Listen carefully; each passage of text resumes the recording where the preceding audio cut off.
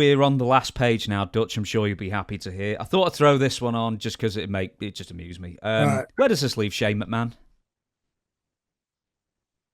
Good question.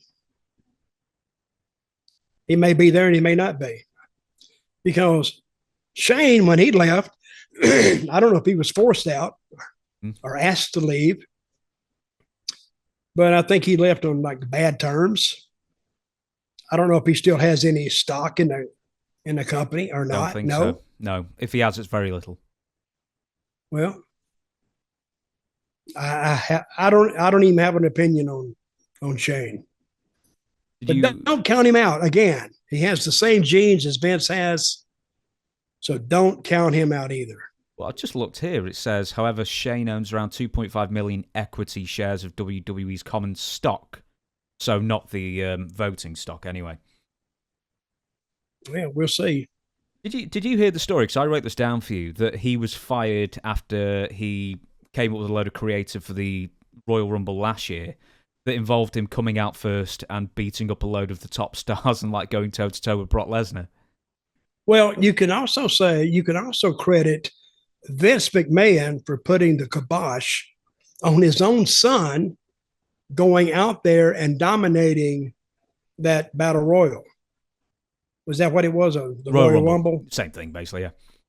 Yeah, he said, and Vince at least had the sense to say, we would never recover from that PR fiasco.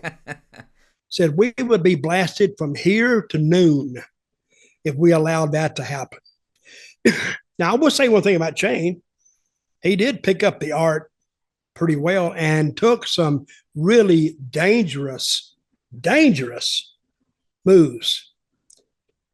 When he come off the top of the cage onto that table, listen, I'm going to put it, if you make everything personal, you kind of understand it more. If they had told me to get on top of that cage and jump off and go through that table, you know what I'd have said? No, I would. You couldn't melt and pour me on top of that cage. I'm afraid of heights.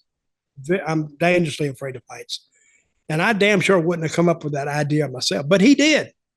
And he's done a lot of, I saw him do a drop kick off one corner to the other. He put a trash can in front of his dad's face and he kicked the trash can. It went into his face. That's kind of a harder move to do than what it looks like. But he would do a lot of crazy stuff like that without any formal, he got trained a little bit, I guess. So, they trained him there in Stanford for his debut. And he actually did pretty good with it. But where this leaves him now, I have no idea. Did you see him work as a referee maybe in the mid-90s? Or did he have any other roles in the company? Nope. I didn't even know he existed, to tell you the truth. I've heard of him. But in the 90s, when I was there, I didn't see him that I recall. I may have seen him, but he didn't play a role in anything.